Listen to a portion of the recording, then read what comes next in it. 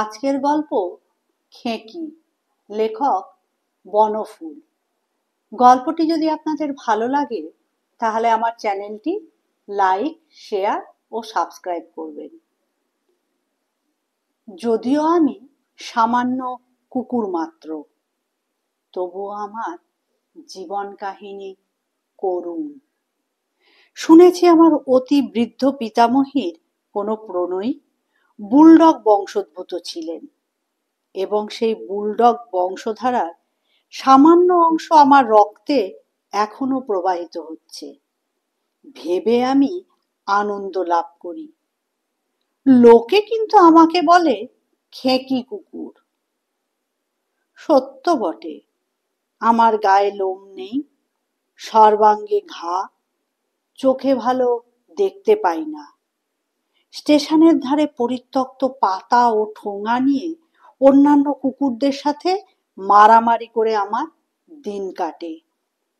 সবই সত্য, কিন্তু তবুও আমি কিছুতেই ভুলতে পারি না আমার পূর্বপুরুষ বুলডগ ছিলেন। এই আমার সান্ত্বনা। এর প্রভাবে আমার মনে হয় আমার এ দুর্দিন থাকবে না। ভগবান একদিন ঠিক মুখ তুলে চাইবেন। সেদিন সকালে স্টেশনে গাড়ি এসে থেমেছে। আমি ঠোঙা চাটবার প্রত্যাশায় গাড়ির প্রত্যেকটি দরজার দিকে লুব্ধ দৃষ্টিতে তাকিয়ে রয়েছি। এমন সময় হঠাৎ পিছন থেকে কে আমার গলায় একটা দড়ির ফাঁস গলিয়ে আমাকে বেঁধে ফেলল। চেয়ে দেখি স্টেশনের পরিচিত কুলি মিঠু। মিঠুর হাতে অনেকবার মার খেয়েছি, ভাতও খেয়েছি। স্টেশনের ধারে তার বাড়ি। সে আমাকে মারধর করলেও ডেকে প্রায় ভাত রুটি দিত।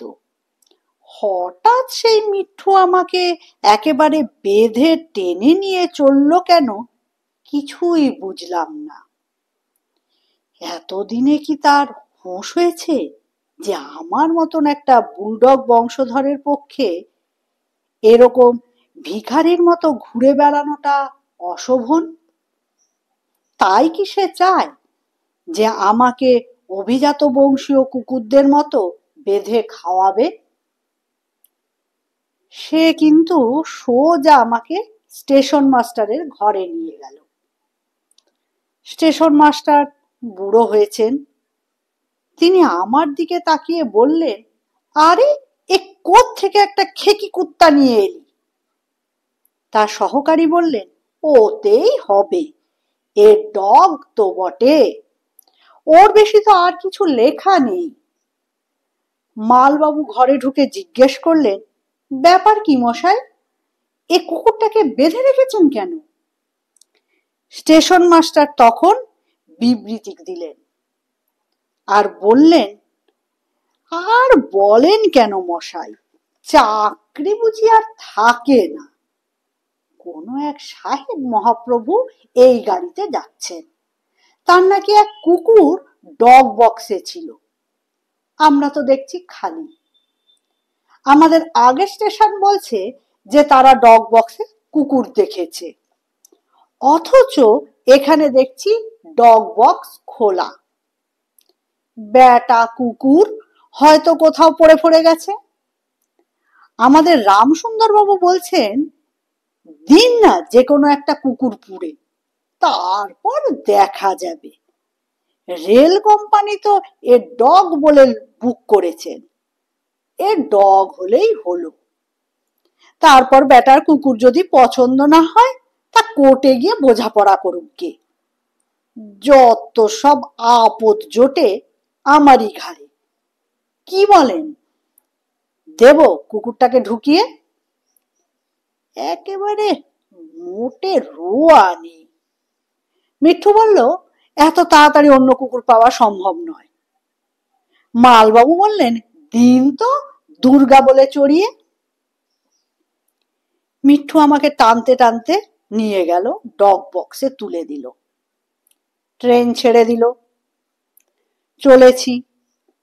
নতুন বউ যেমন তার আজন্ম পরিচিত বাড়ি ছেড়ে অজানা অচেনার উদ্দেশ্যে আশা আকাঙ্ক্ষা উদ্বেল মনে যাত্রা করে, আমিও তেমন চলছি।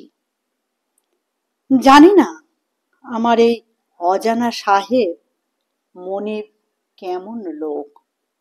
যেমনই লোক হোক, সাহেবেরা শুনেছি ভালো কুকুরের কদর জানে।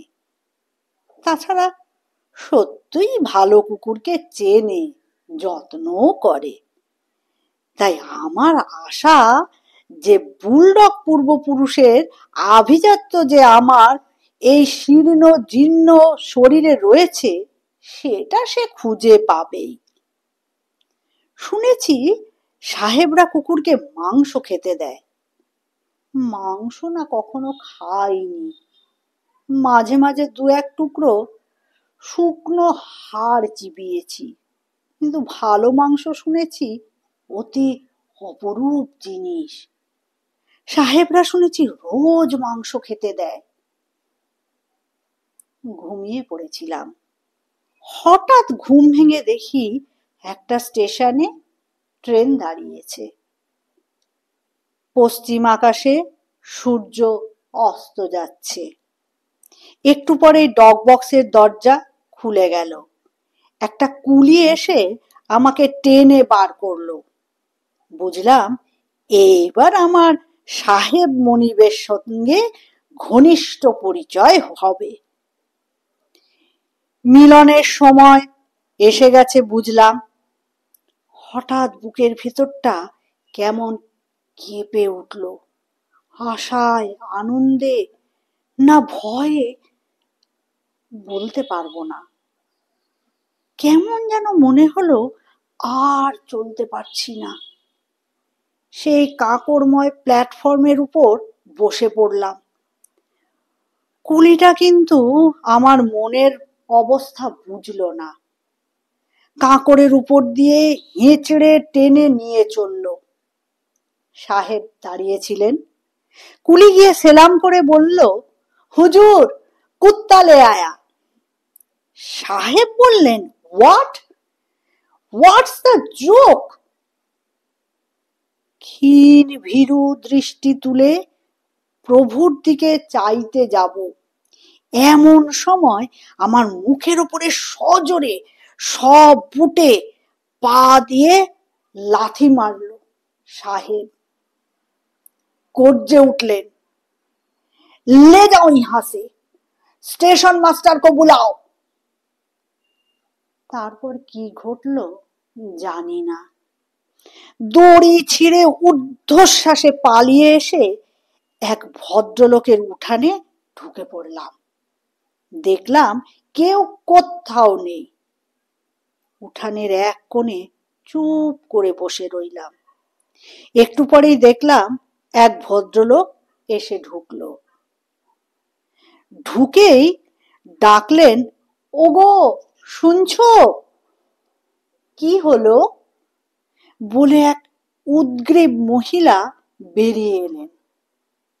চাকরি হলো না। সাহেব বললে ও পোস্টে বাঙালি নেওয়া হবে না, সাহেবদের জন্য ওটা রিজার্ভড। অমন চাকরি কি আর ভেতো বাঙালির অদৃষ্টে জোটে? হঠাৎ তাদের নজর পড়ল আমার উপর। মহিলাটি বললেন, কোত্থেকে একটা লোম ওঠা পাগলা কুকুর এসেছে দেখো, নাকে মুখে রক্ত লেগে আছে, নিশ্চয়ই কামড়েছে কাউকে, মেরে দূর করো এক্ষুনি। ভদ্রলোকটি বেগে লাঠি তুলতে খিড়কি দরজা দিয়ে শুট করে সরে পড়লাম আমি।